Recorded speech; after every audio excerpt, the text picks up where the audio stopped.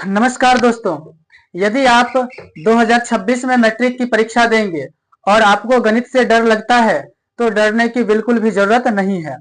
और हम आज आपको गणित के सबसे महत्वपूर्ण अध्याय जिसका नाम है त्रिकोणमिति का परिचय, इससे बहुत बच्चों को डर लगता है। तो आइए हम आज आपको इसका बेसिक जानकारी दे रहे हैं और हम इसके आगे धीरे धीरे सारे प्रश्नों को उदाहरण सहित आपको करवाएंगे। तो सबसे पहले हम जानेंगे कि त्रिकोणमिति होता क्या है। तो आइए, त्रिकोणमिति का अंग्रेजी ट्रिग्नोमेट्री होता है। क्या होता है? ट्रिग्नोमेट्री होता है, जो ग्रीक भाषा के तीन शब्दों, कितने शब्दों?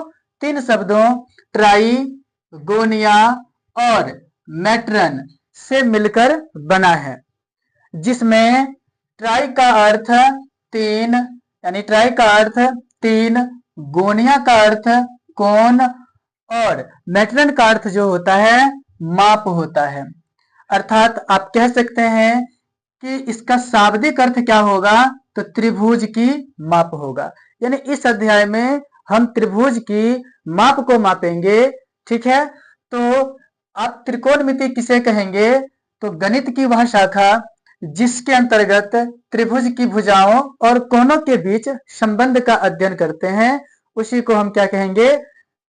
त्रिकोणमिति कहेंगे।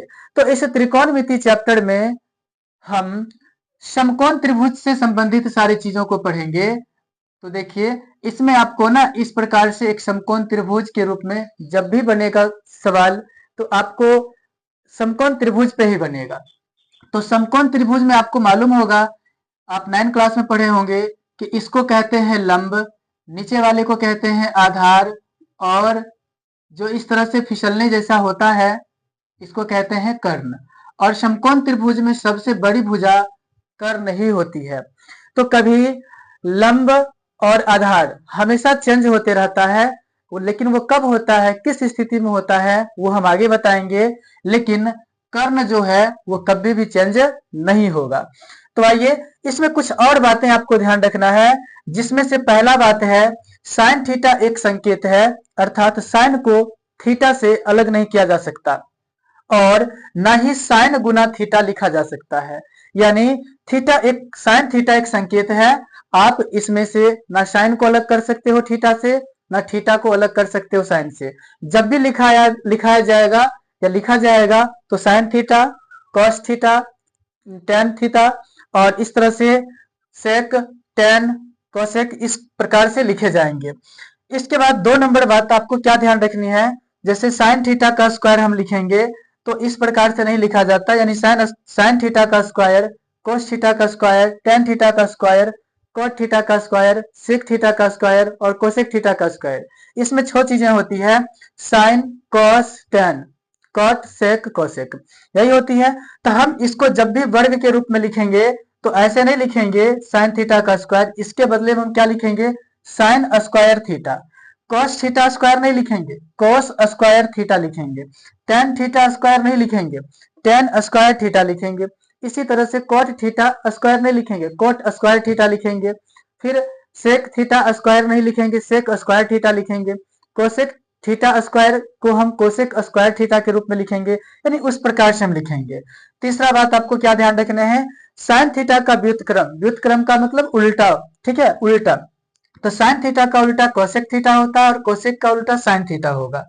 कॉस थीटा का उल्टा सेक थीटा और सेक का कॉस होगा।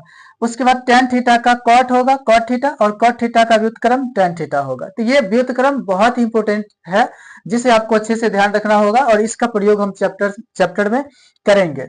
और 2 नंबर वाले बात को भी चैप्टर में अधिकांश जगह होगा, जहां पर हम कोई भी सवाल को सिद्ध करेंगे, प्रूव करेंगे, वहां पे।